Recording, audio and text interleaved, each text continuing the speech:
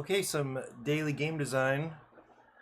Um, I'm actually kind of excited about a few things. One is I made some significant progress on South Shore Vibes yesterday during the stream and also after. Um, and excited to be going camping this weekend. I guess, well, there's a holiday today. And so some of the family that I spend a lot of time with is heading up to North Shore. So instead of South Shore vibes, we'll be having North Shore vibes today. But this is actually also the first time.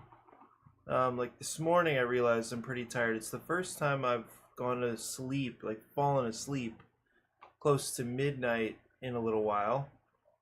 Woke up at like 5 50 or something like that. Played a little Clash of Clans on my phone. When is the last time you played Clash of Clans on your phone? It's been a pretty long time for me, to be honest.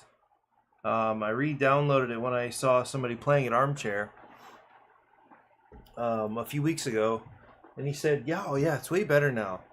And I don't know, there's Town Hall 75 or something like that now. That's not true, but they have to keep. It's like this kind of inflation. I don't understand how they can keep adding town halls and keep adding stuff. Especially if you're a new player, I can't imagine like the onboarding and how long it would take to actually catch up. But anyway, some things have changed. So I checked in on a little Clash. Then I went to make myself some coffee, and just to illustrate that, I think the midnight hour, the almost 6 hours of sleep, is active in my mind right now, on my brain, is that I boiled the water, set up my little coffee. What is it? It's like the drip. No, a pour over, set it up without any coffee in it, and just like filled the water thing without any grounds, and so um, I was just making myself hot water for a little while. So that shows you the potential quality of my thinking today. Um, anyway, last night at Armchair, you know what? It's been the case for now, like these last three gaming sessions where I've been teaching. I really find that I absolutely love the setup, thinking through how I'm going to teach, and then of course the teaching and facilitating of a game. I really, really, really love it, and I don't know why. I think part of it is just because I love seeing people get excited about, or I like the challenge of getting somebody integrated on board, making decisions, whatever it is they're doing, like sooner than later. I think that has to do with summer camp, you know, facilitating new experiences for campers all the time. I think it's so cool when somebody like lights up after they did something for the first time and they're really excited about it, whether it's like wakeboarding or learning to sail or playing an improv game and doing pretty good, or like just something that they were a little bit nervous about, they were afraid of, but it actually ended up being fine. Like they did fine, and I like it when people notice that about themselves. They see themselves growing. They feel themselves growing. So I like that. I also like that for myself. I like that experience myself when I start to get the hang of things, when I start to settle in, when I start to see the landscape, when I'm starting to make sense of things. I really, really like that. I think I was afraid of it for a long time, but there are lots of ways to get that feeling, to get that sensation of learning, of growing.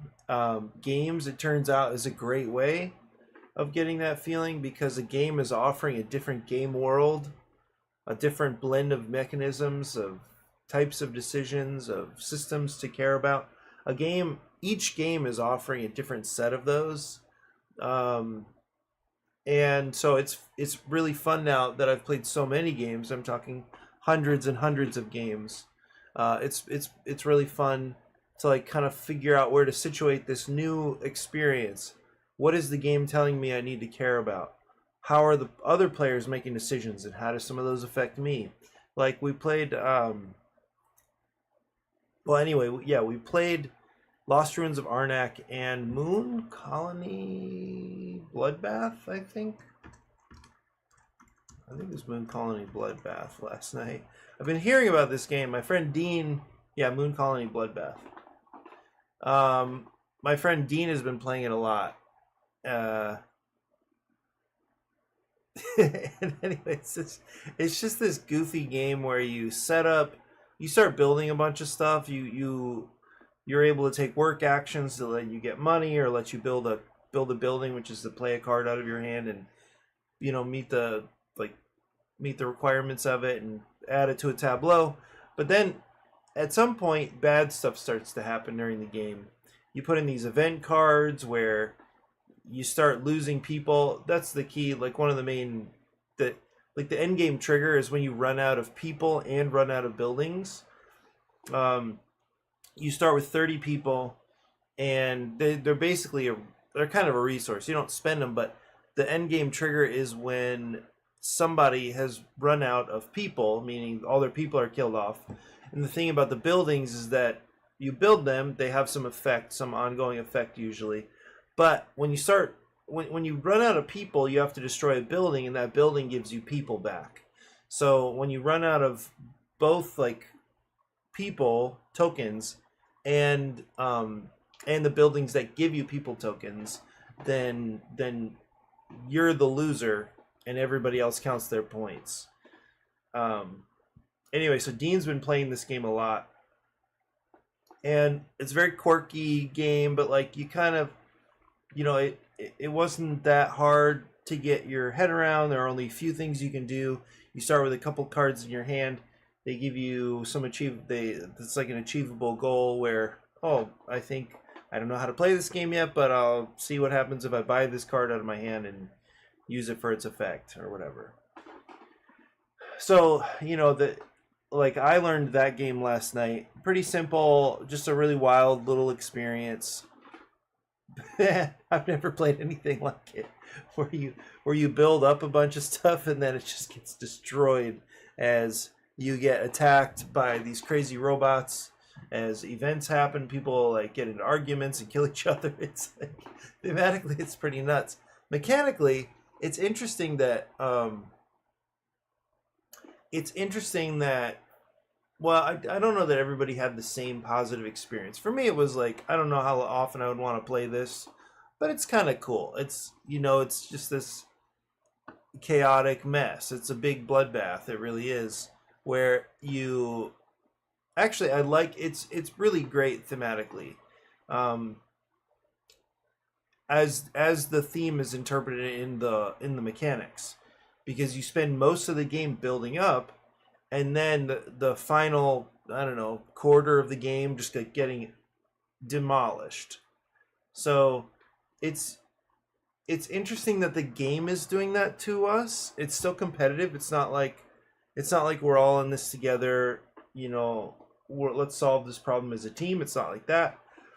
But it is how strong of an engine, how resilient is your engine when bad stuff starts to happen, when you start losing important resources, and then you lose the buildings that give you helpful effects, and which building do you destroy, which one, okay, so maybe you're not going to need to mine as much money anymore because you're just trying to survive, and the mining building gives you 9 people or whatever. So it's interesting to make decisions about how to build up so that you start generating a lot of people, but then what to destroy so you last as long as possible. Really cool mechanical problems. And it was pretty simple. The gameplay was quite simple. So I really enjoyed there was an interesting elegance there, and it should feel bad to suddenly have all your stuff destroyed. And it did, except that we were all dealing with the same problems at the same time. So it wasn't like I'm attacking you, so I feel good and you feel bad. We all feel bad, but thematically, it's just this insane scenario where it kind of turns out it's really just kind of fun to be dealing with this together. So, like, that was really interesting. Anyway, that's not where I started, but the idea is how cool it is to learn something new, to become comfortable with that feeling of the unknown, of I don't know exactly what's going on, but I know I have to start making decisions. I'm going to make the best decisions I can with the little information I have. Like, to get really comfortable with that is so powerful. It's really, really amazing. And I think my getting comfortable with that has contributed to my my growing spirit of entrepreneurism. That like, it's sometimes you just kind of have to start making decisions. You know, you're not going to be perfectly set up for whatever this is. Just start doing something and see what happens. One of these strategies is going to stick. Like, that's kind of how I think. Of course, I'm evaluating. I'm trying to do the best I can if the decisions are, have higher stakes. But I'm just saying, these games, like just a game, learning a new game, can have some really interesting effects. And so I facilitated that kind of experience for 3 of my friends last night. And I just realized how much I love it, how much I enjoy thinking about it. So I actually talked to a woman at church who I know has like service. She offers services for, that's her main thing. She does kind of like home services, or she's, how to say it, like a personal assistant, but not really. Like, she'll organize, maybe something like a personal assistant and event planner. She'll set things up for you. She'll organize experiences for you, that kind of thing. So I talked to her at church very briefly, and this was last week after I had set up a game for another couple of my friends. And in that case, it was more like I set the game out. It was just going to be the 3 of us there. Set the game out. Thought, oh, it'd be nice to have some snacks and drinks. So I brought those out and arranged those a little bit. I had everybody's seat like sorted out.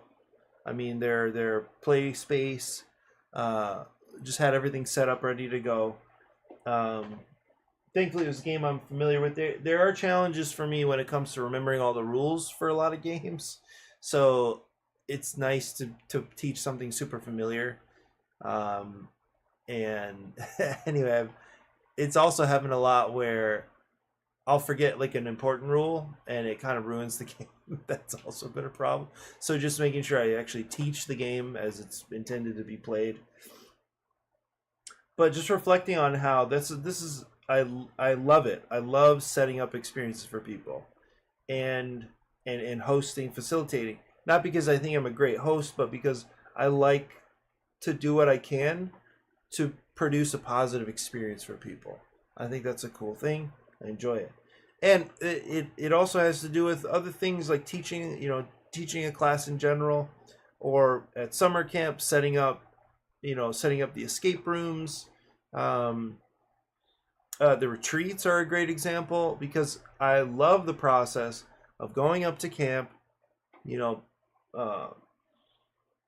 moving all my stuff in, getting the games organized, setting up the play space, just making sure the pieces are in place so that we offer as positive of an experience as possible. I mean, that's event planning and execution. I like it. I don't know that I'm great at it, but I really, really enjoy it. So it was cool. After last night, everybody performed fairly well in Arnak. It's not a super easy game. Actually, one of the comments that you could probably predict if you've played a fair amount and you see new people playing, was actually great. It was like perfect, because in that game there are 5 rounds, and at the beginning it really feels like you really, really can't do much. You really can't. You buy a card, maybe you reveal a new dig site or something like that. Get a compass or 2, or a gold coin, and like that's about it. That might be your whole first round. Maybe you move one spot up the research track or something like that. That's like a whole round for you. Maybe not even. And anyway, partway through, so like I think by the third round, the three other players are like looking at their position on the research track, which is like pretty long. And they were, I think all of us were in the bottom quarter of the research track, and they're thinking like, wait, this doesn't feel very good. I feel like we haven't really been able to do anything. But that was my chance to say, I think you guys will surprise yourselves. And then by the end of the game, by round 5, you're taking these really pretty powerful turns, getting a bunch of resources, and everybody was either at the top or very close to the top of the research track by the end of round 5. And that's just a dynamic in the game. It's really common. It takes a little while to get going, but then in rounds 4 and 5, like you're staying in the round pretty long. You're able to chain together some actions.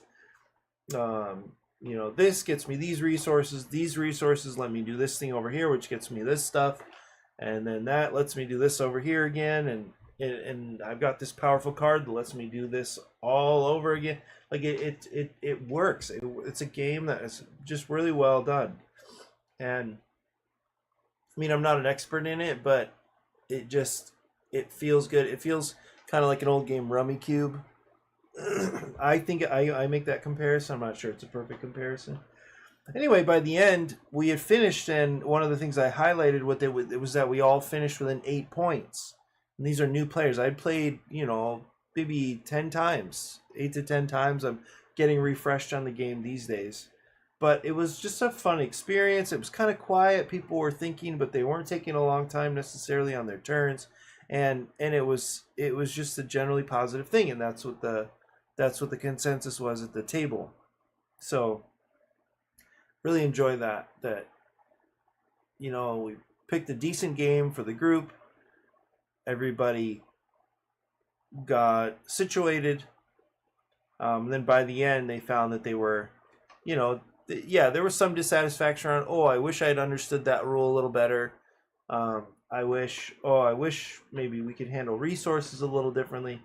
But in general, it was a positive thing. And for me, that's meaningful. That's like exciting.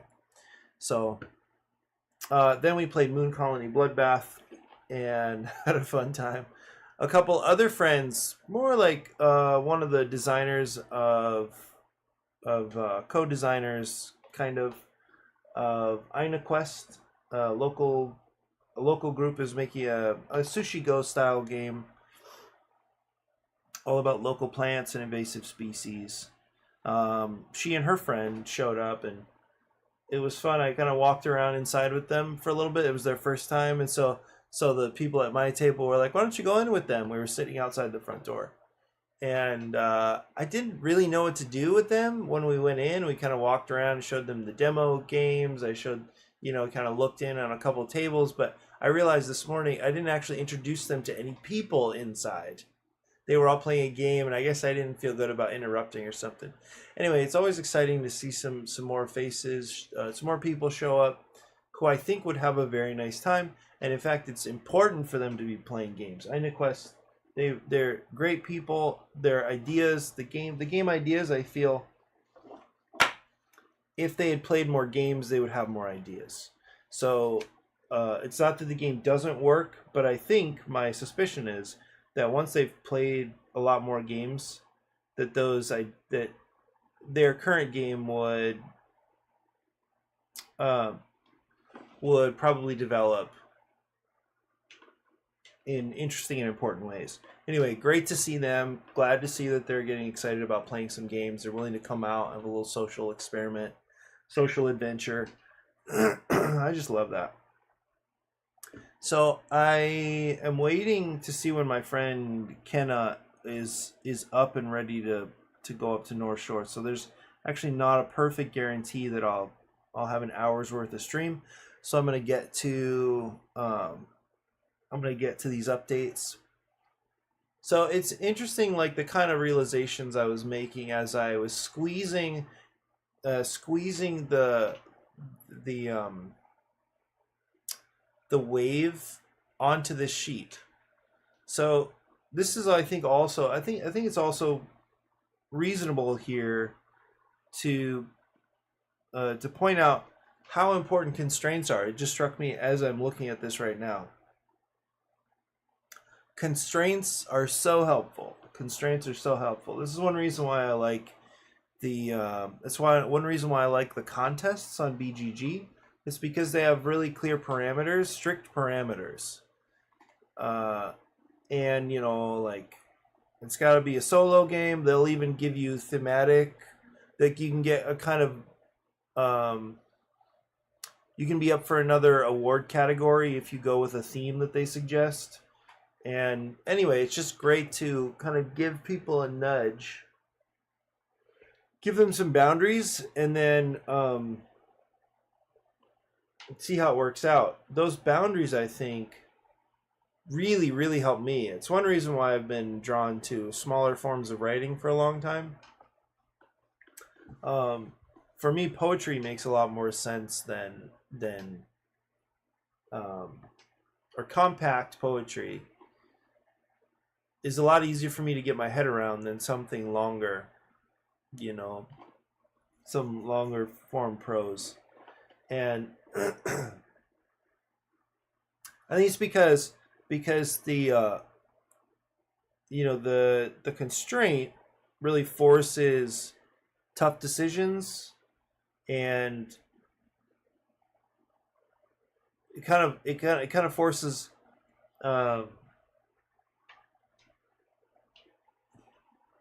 what is that?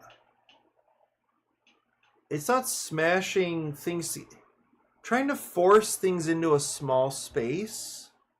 I think forces harder decisions earlier, something like that. So I'll give you this little example. So I'm just basically creating a pattern, right? And I'm just thinking, okay, it'd be nice if I had up to 6 players, or maybe these players think I want some space for them to maneuver around.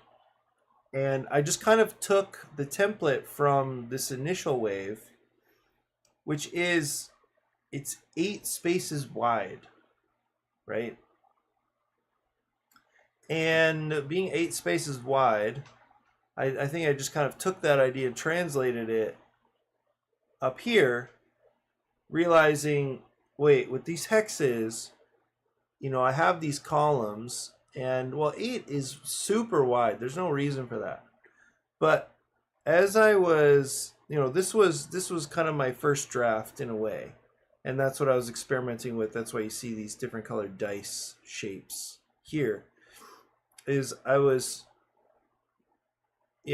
been working on this area as the wave, and okay, then I think I even posted this in my Discord. I did, actually. I took the wave and just so this is what I shared yesterday after I was working on it.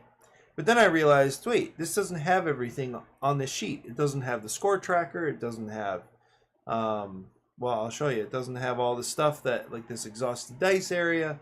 It doesn't have these icons. And so of course, I needed to just build one of these, the actual main sheet with all these details. Well, as you can see, I took this whole wave and I dropped it in here, and I shrunk it down so it fit. And then as I was expanding it and trying to make space for it, that's when I realized, wait a minute. I don't think if I'm thinking about this clearly enough, nobody is going to be over here. Everybody's going to angle toward these. Nobody's going to try to surf this right side, was my point. They're all going to be angling for these higher point spaces. And even anyway, when I realized that, and I thought, well, what if I start shaving off columns over here? That's what I noticed. I've got these double numbers.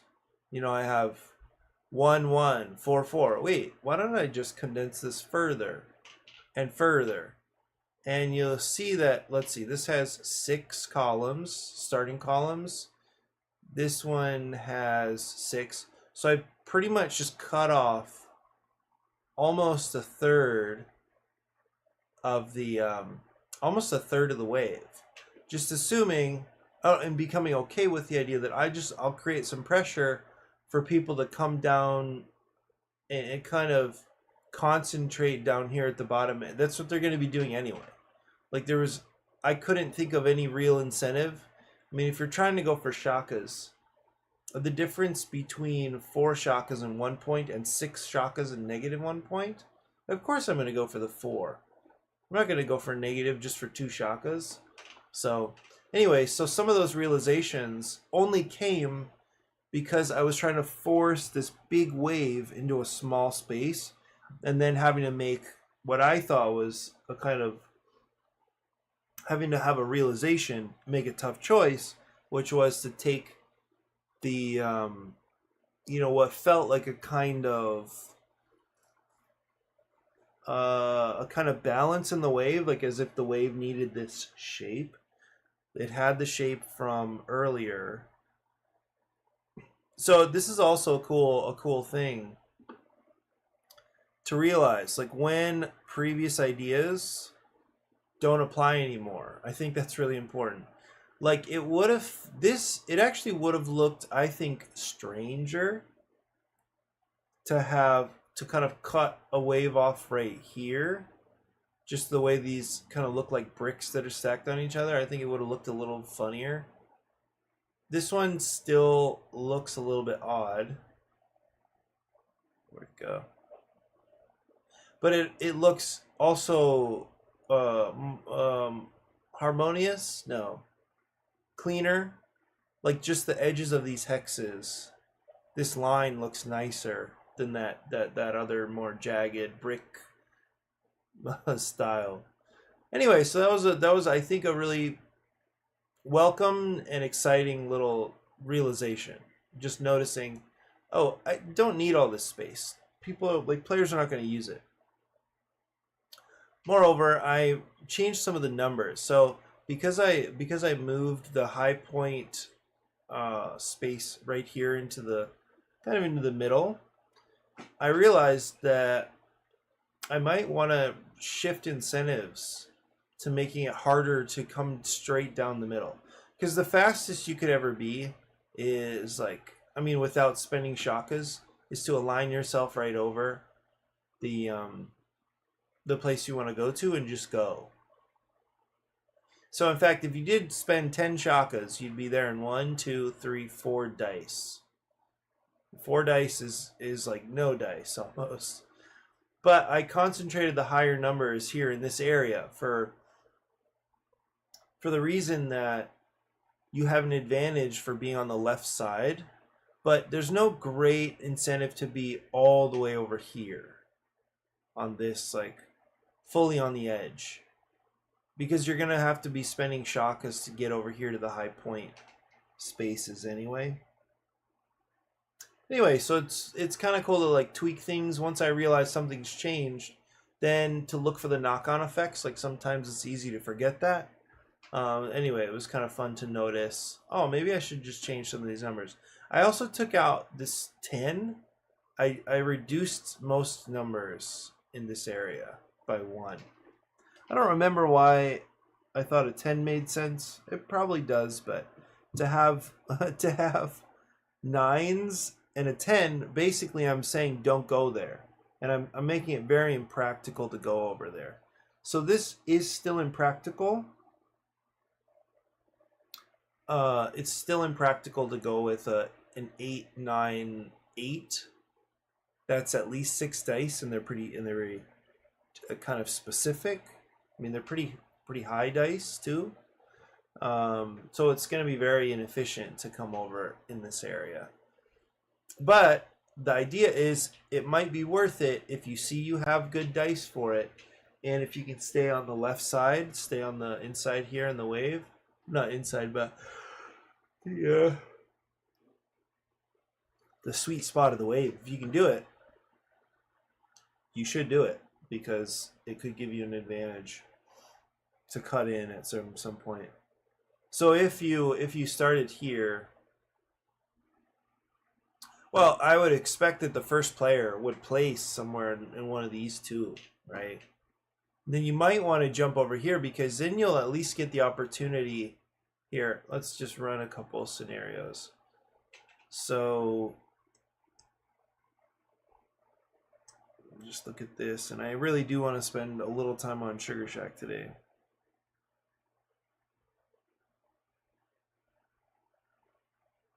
Okay, so let's see. Let's say this is the situation.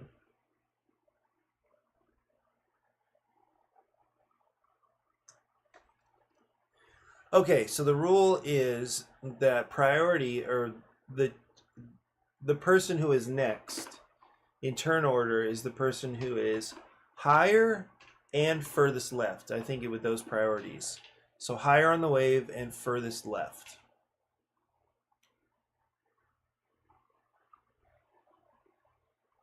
Higher and furthest left. So I would say, or my guess would be, that the first player picked one of these two spots, right? And so the subsequent placement over here makes sense in that we'll just run it right now. So blue goes first. I think blue is gonna wait. Why did I say this? So blue has some high dice, and in the revised version they're much lower. Let's say yellow climbs here into the middle. Green gets over like this, and then red will just go directly. We'll go straight down. Red could have jumped into this 8, which might have been interesting actually. So blue is hoping to take some kind of path which drops them over here in this hotspot area. So let's say this happens. So let's say blue pays their 2 shakas, jumps in here. Okay.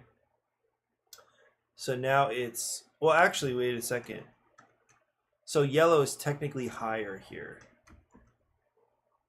And we'll go directly down. Okay, green. Now blue. So that could be a little tricky. Blue pays the shakas.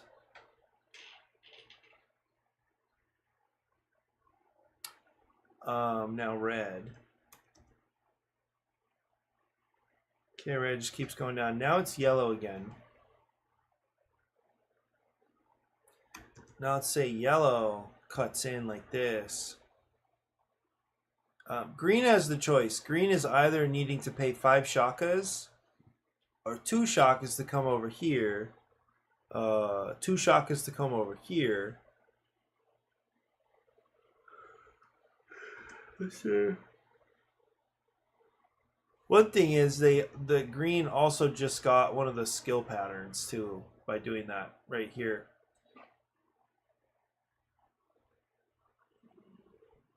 So that was incidental, but that's actually kind of cool. So it's green. Now blue is gonna go.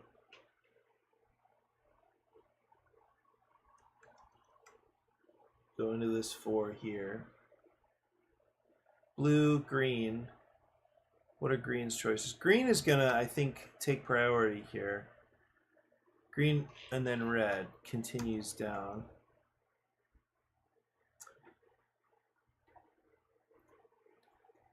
I'm not certain of this shape. It's kind of interesting to force players off of their starting point to the left or right to kind of aim eventually for some higher point spot.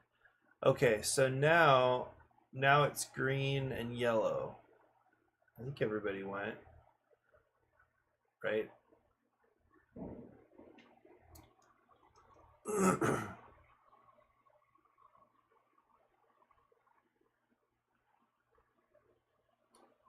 Green and yellow.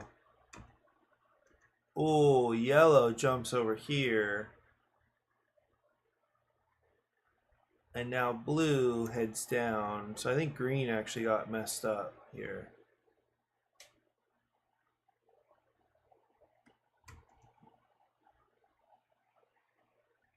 Okay, it's not too bad. Let's see. So now it's yellow. So yellow is going to hop in here.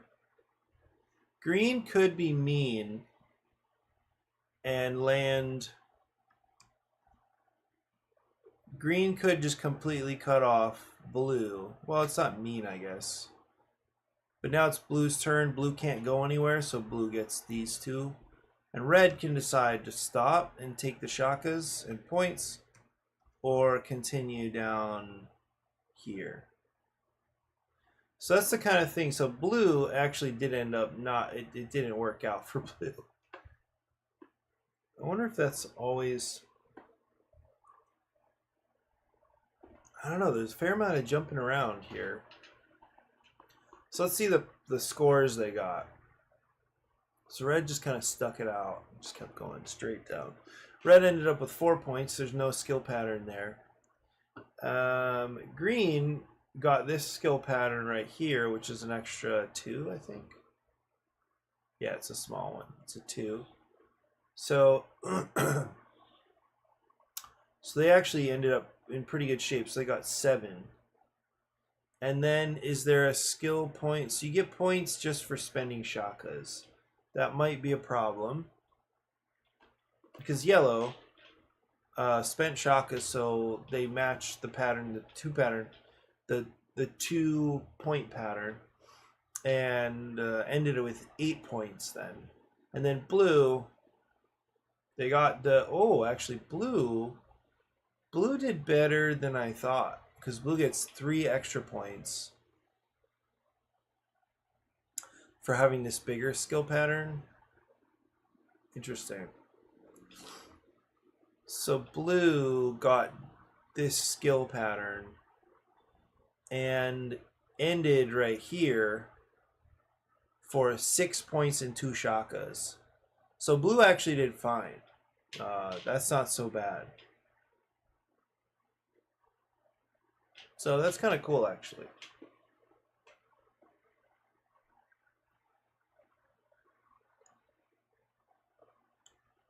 Actually, let me see what happens. Okay, yellow cuts over here. Check this out. Okay, now it's blue. Blue jumps in here, spending lots of shakas. Now red. Now red is gonna go here. No. Red maybe comes here for 2 shakas. Okay, and then yellow cuts in here. Green cuts in here. And then then blue can't go anywhere. Red decides I'll go for these points. Okay, so now blue is actually in, wow, so oh, similar. So blue spent all these shakas, but they get 3 shakas back. So they spent 2, 4, 6 shakas, get 3 back. So for the price of 3 shakas, oh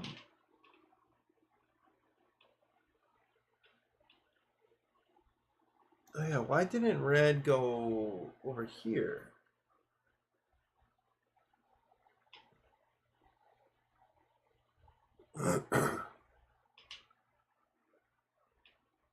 Because I think green technically should have gone in here, except that green, oh, green got 3. Okay, wait, let's see what points we got. So red got 2 plus 3, so 5 points. Green got, they've got this bigger skill, which is 3 points. 3 points there, it's 7 points. Yellow got a small skill, so 2 points plus 6, so they're 8 points. And then blue got this 4-point skill, and so they're at 6 points, but with 3 shakas.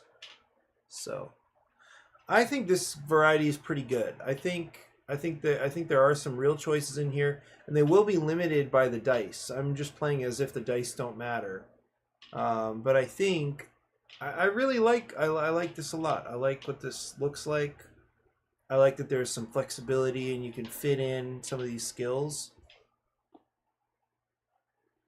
So anyway, I'm kind of excited about how it's coming together.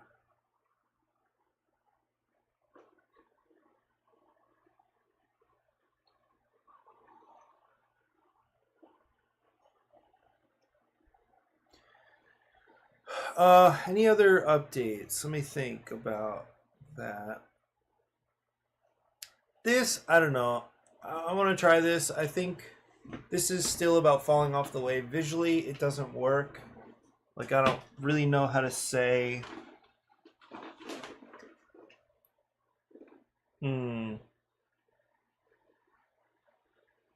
Actually, I guess I could do something like, I could make, I could almost like, do this by color.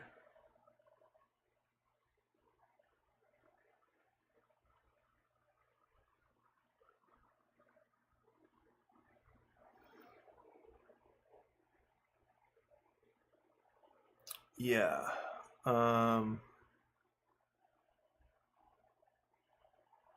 I could do this by color. The thing is, I still wanted the idea of falling off the wave, because I think you could still, you're totally capable of like running out of dice, the numbers you need.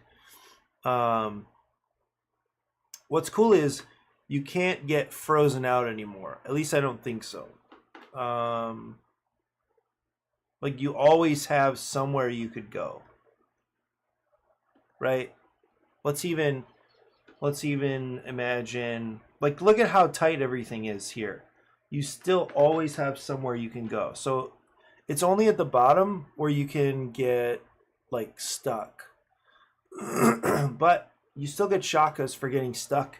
You also have the pretty good potential for getting skill points, so you're not totally out of it. So I think that's working. I think there's something good going on there. By the way, I printed out this stuff. I'm taking up 4-player mats, this wave, and this like kind of admin sheet, kind of player aid stuff almost. I'm taking it up to camp, so I'll try to see if they have some tables we can play. I'm excited about the potential of this actually working and being able to play with Kenna. Kenna is the guy who, like Kenna and his dad are the guys that inspired this game anyway. And spending time with Inosi and Kenna down at the beach park, surf skating, and they fish a little bit, and so anyway, this game is 100% inspired by experiences with those people, and I'm excited to actually play a playable game, a playable version of this game with them. Really, really excited about that. Yeah, I feel like it's coming together. I think what's cool about it too is that I think there are good opportunities for like expansions or like alternate, these could easily be different. Like the fish could be different. The patterns probably not so much. This game could function differently. The upgrades could be different. So I can imagine some expansion stuff with this guy. Certainly the waves could be very different, and there could be other mechanics in the waves. One thing we thought about was having obstacles or animals or something in the waves. So I I wouldn't want it to be something that took a lot of admin, but it could be cool. So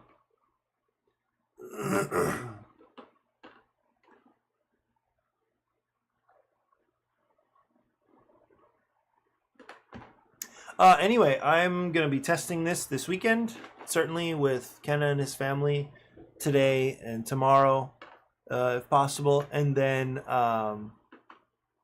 also Sunday. So our last game design meetup for the summer is this Sunday. Hopefully we'll see a few of our regulars out for the last one, and then it's just like full on school year stuff after that. So it's kind of reasonable to give everybody a break.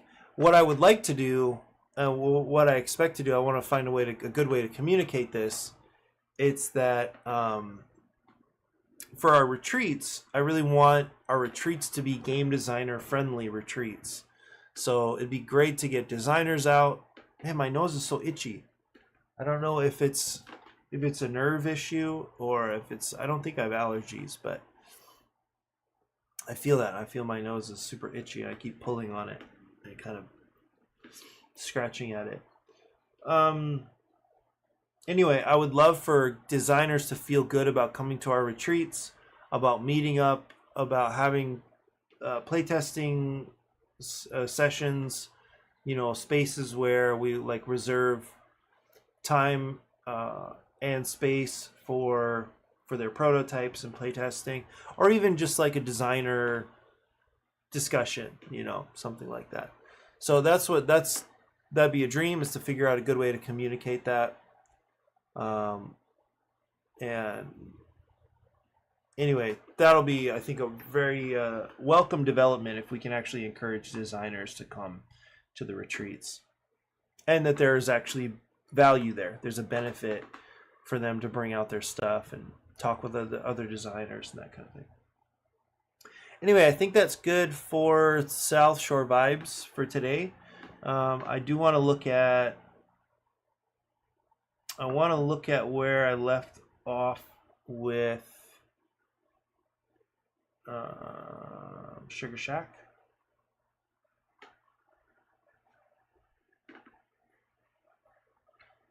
So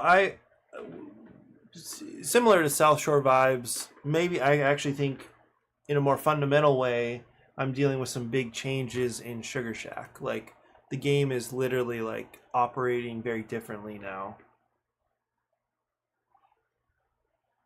Or at least in this most recent iteration.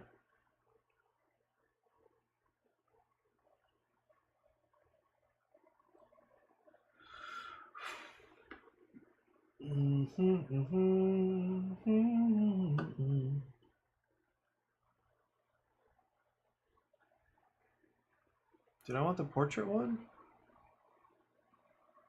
No, I wanted landscape. Is this old?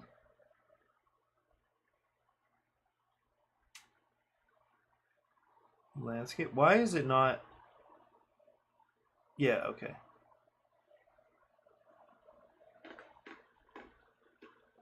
It's just so cool how, one person's feedback and ideas leads to really significant, important changes that make the game a lot better. So I appreciate Aaron's feedback. Have I made... Okay, so I did make some changes. Good. So the barrel upgrade, that's a key idea. That the vehicle... Okay, looks like I didn't make that many changes.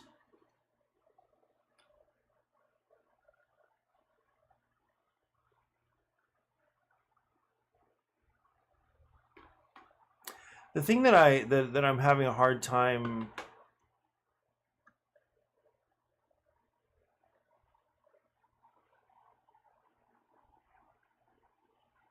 I think what is going to be a significant challenge is thinking through this action system that I want to experiment with.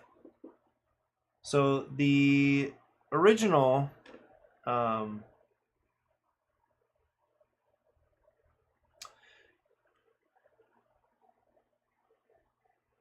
the original system was that I think I have a layout somewhere. Maybe I don't. But that you have a vehicle and a primary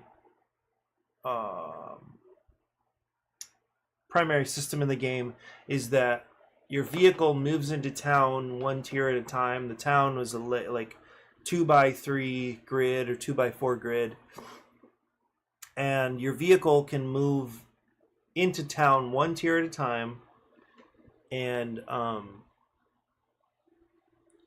take one action or activate one card per tier on their turn. So, you know, they travel to the first tier, activate the market. Travel to the second tier, activate the gift shop, right? And they're dropping off syrup, or they're doing whatever. They're gaining money somehow, or getting an upgrade somewhere. So that was the system, and in that case, you would upgrade your vehicle to be able to move a little further into town.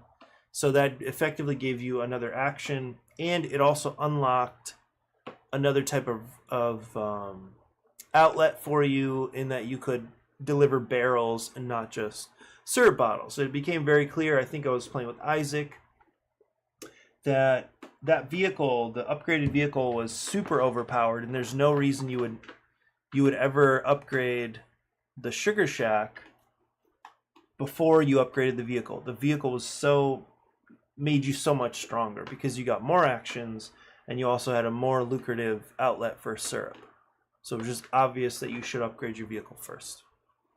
So that created this challenge of like, how do I either buff the Sugar Shack or nerf the vehicle? So this came to, well, one of the first things was, this is going to change, definitely. Let me do that right now.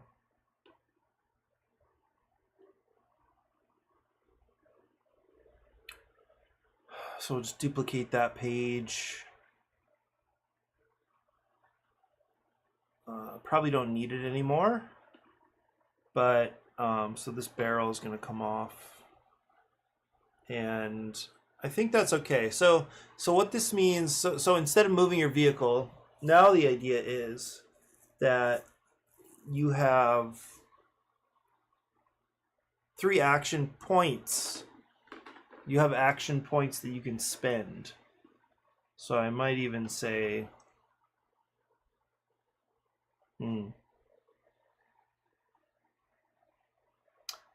I might say 3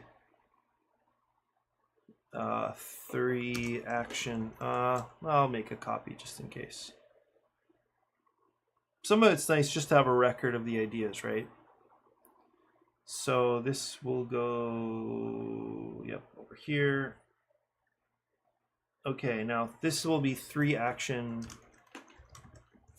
points. So what you're gonna get, 3 action tokens. What you get will be these little, probably like those little flat marbles, where you could spend these. You actually have a supply of these tokens, and you'll spend them on your turn. And so I think that also means I should make this a different shape. I'll do this. So now this becomes like your supply of action tokens, right? And I just want to make sure the size here makes sense. Okay.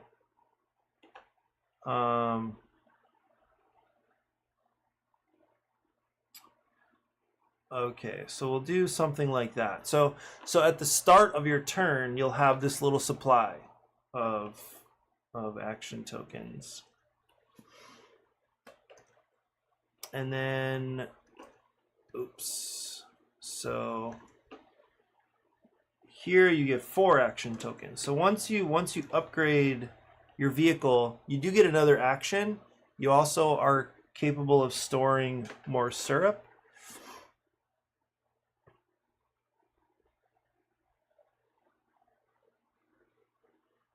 But you don't get the barrel. You actually have to buy that as an upgrade. Did I change? I hope I changed that. Okay, good. So I made some progress. This is not finished. This is clearly not finished. I think this also means I should take, I'm going to make a copy of this too. I think I need to take, this is definitely where I left off. Oh.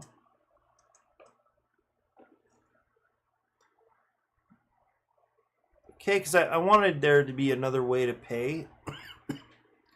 That if you could, if you were desperate, you could pay with syrup, which would not be great for you. Because syrup should make you a lot more money than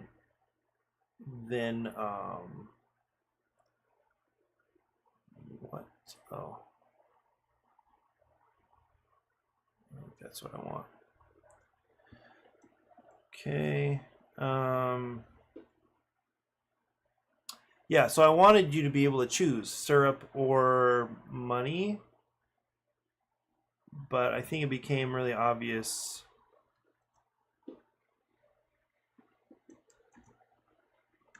Okay, this makes more sense again. Some more space.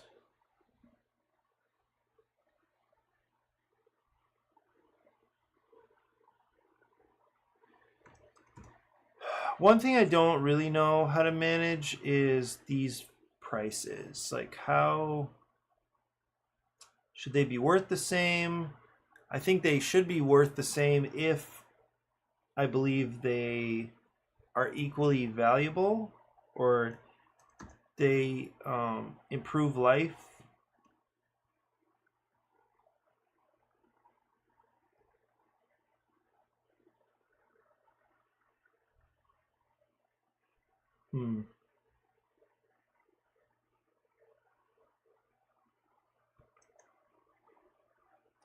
You know what? There's not like the fine nudging thing.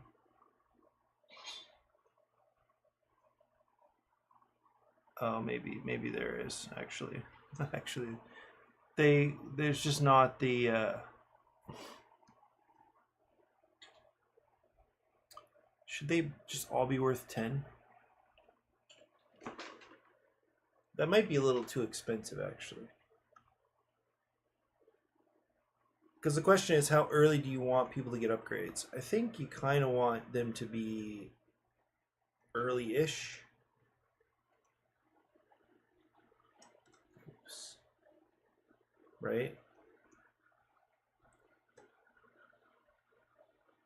I mean, the barrel's a big deal, but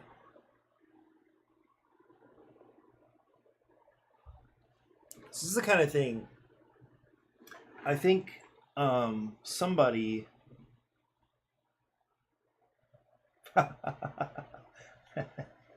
so I started doing Stinky Pinkies again. Stinky Pinkies, they're actually perfect for high schoolers, I think, because so it's this whole thing. So I'm subbing at Moana Lua, and it's a high school, public high school, and I start class invariably with Stinky Pinkies, and this has become, I think, a trademark of mine, a signature of mine. And a Stinky Pinky is a word game where I give you a clue, and the solution that you have to come up with is always two words that rhyme and have the same number of syllables. So Stinky Pinky is an example. I would give you the clue smelly finger, and you would guess, from there you would guess Stinky Pinky. So anyway, so it's just like a little word, it's a riddle that you can make on your own. And anybody can play, or, I guess there's some language considerations here, but language ability stuff. But it's a great little way to get the students thinking and quiet at the start of the class. It works because it's shocking. The name of it is shocking, so you get the giggles. You get, people who think it's, oh, Stinky Pinky. Oh, what have you been doing with your pinky or whatever. So, and they like showing their little pinky because that means something. Maybe it means something in general, but it certainly means something here. They lift their little pinky, and anyway, so they get their little giggles, and they're sly, kind of side eye at each other, and then they actually get to thinking. They play the game. Some of them love the game, like they love spending time on the little prompts and then guessing. Others are like confused. But anyway, so I also have a group on Instagram where I'll post. I was posting a stinky pinky every day for a long time. I think it was like almost 100 stinky pinkies in a row, like for 100 days. But then I think the summer came and I wasn't thinking of them. I didn't have to have them for school. So I fell off. I think I started this 2 years ago. It was my friend Ruth's idea. And so occasionally I'll drop a stinky pinky in there, and especially when the school year starts again, I'm motivated to think of them, and so I might start up this group again.